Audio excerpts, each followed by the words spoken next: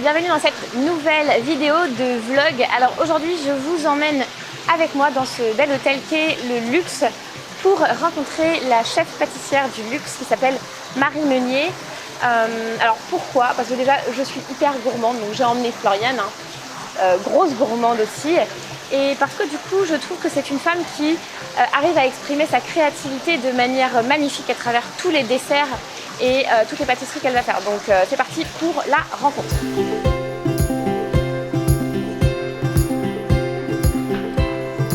Alors, comment est-ce que j'ai rencontré Marie? En fait, je ne l'ai jamais rencontrée, mais elle me suit sur Instagram et donc à chaque fois elle commentait et elle avait des petites phrases sympas. Et puis aussi, j'ai beaucoup photographié sur Instagram ses desserts puisque à chaque fois que je viens manger ici et que je prends un dessert, je le trouve juste magnifique, hors du commun au niveau de la pâtisserie. Et puis j'avais aussi goûté quelques cookies ici dans le café de l'hôtel que j'avais trouvé juste super bon.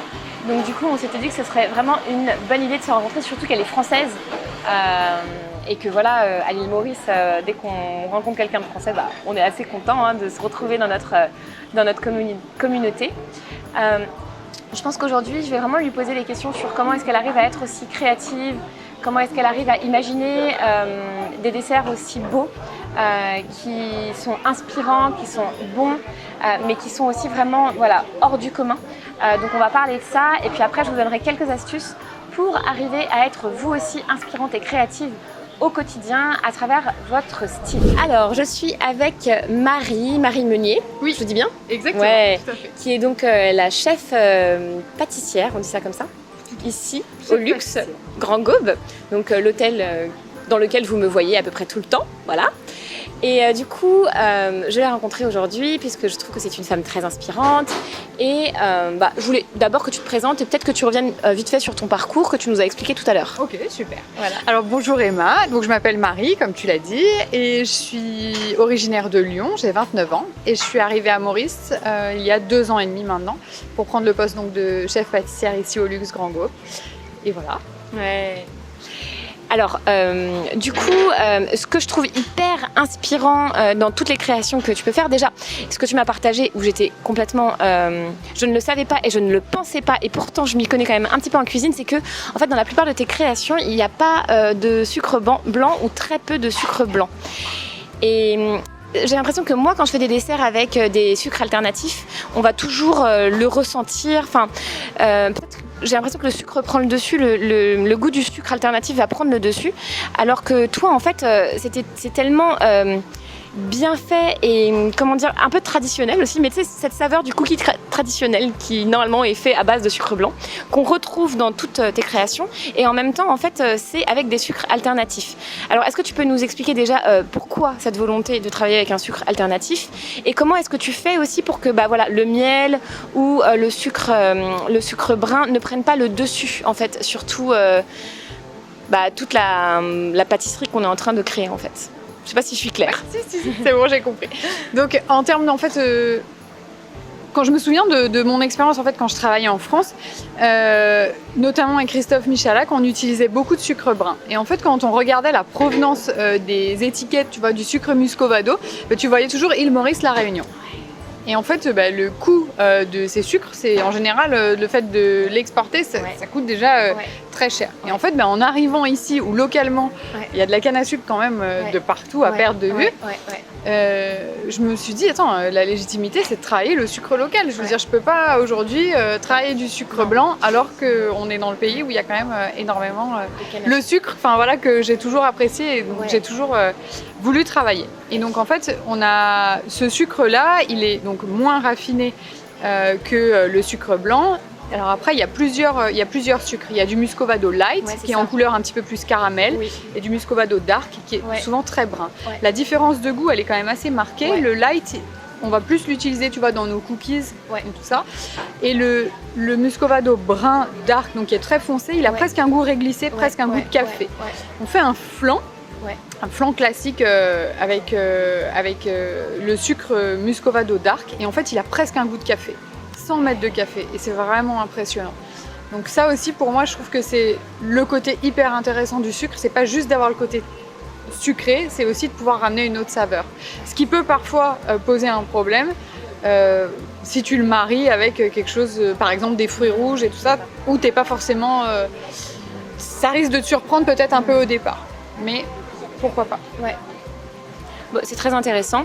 Et donc du coup, tu travailles aussi avec le miel beaucoup. Moi, c'est vrai que j'ai tendance à plutôt mettre du sirop d'agave ou je travaille beaucoup moi avec le sirop d'érable.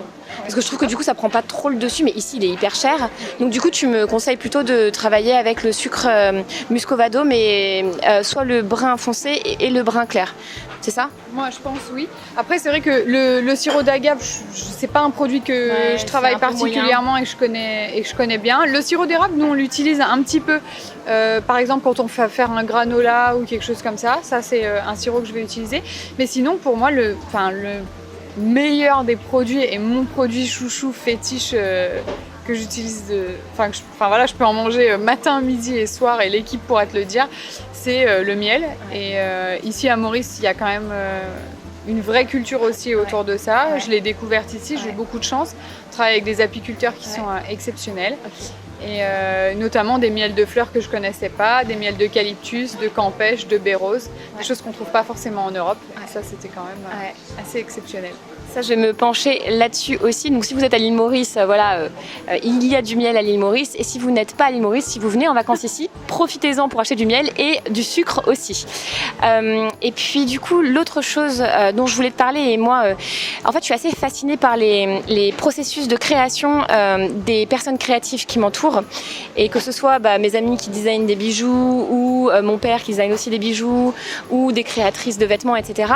Ou même, je trouve moi, je trouve que cuisiner, c'est un peu de la méditation et que c'est aussi de la création. Et je suis vraiment fascinée par comment on peut créer et se renouveler encore et encore et encore alors qu'on cuisine tous les jours.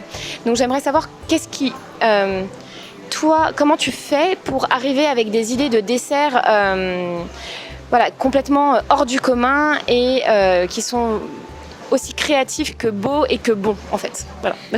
Merci déjà, Emma. Et puis, pour être très franche et très honnête avec toi, je pense que la meilleure inspiration pour moi, le meilleur moment le plus inspirant pour moi, c'est sous la douche. Et je pense que ça fait peut-être un peu bateau de te dire ça, mais c'est la vraie réalité. C'est vrai, c'est ça.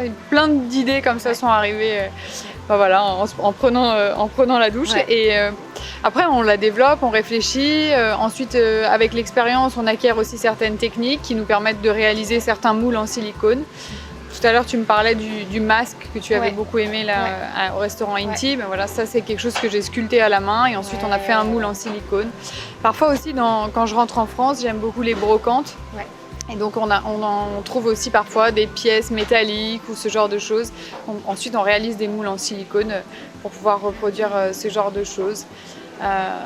Ça peut être des éléments que l'on trouve dans la nature. Ça peut être... et après, je pense aussi, c'est la qualité des ingrédients qu'on a envie de mettre en valeur ou des personnes qu'on rencontre, des producteurs, et on dit attends, là, je me dois de faire un vrai travail de réflexion et rendre honneur notamment pour le miel et pour Étienne. Ouais. Pour moi, c'est super important. Ok, voilà.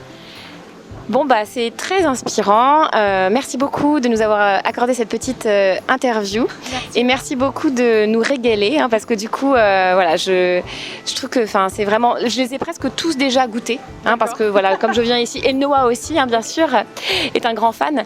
Mais merci pour tout ce que tu apportes et vraiment, continue parce que c'est super. Merci beaucoup, Emma. Merci. Bye bye. De retour à la maison après l'interview hyper inspirante de Marie. Je pense que j'ai retenu 3 leçons de cette interview afin d'être plus créative au quotidien. Je pense que la première leçon et la suivante, c'est que quand on veut être plus créative, on peut vraiment l'exprimer dans tout ce qu'on fait. Que ce soit la cuisine, que ce soit notre garde-robe, que ce soit même par exemple comment on écrit nos notes au quotidien, si c'est dans des jolis petits bloc-notes ou un joli carnet plutôt que sur des post-it. Donc je pense que La créativité, elle se travaille dans tout et plus vous allez être créative en cuisine, plus vous allez avoir envie peut-être d'être créative aussi par rapport à votre garde-robe.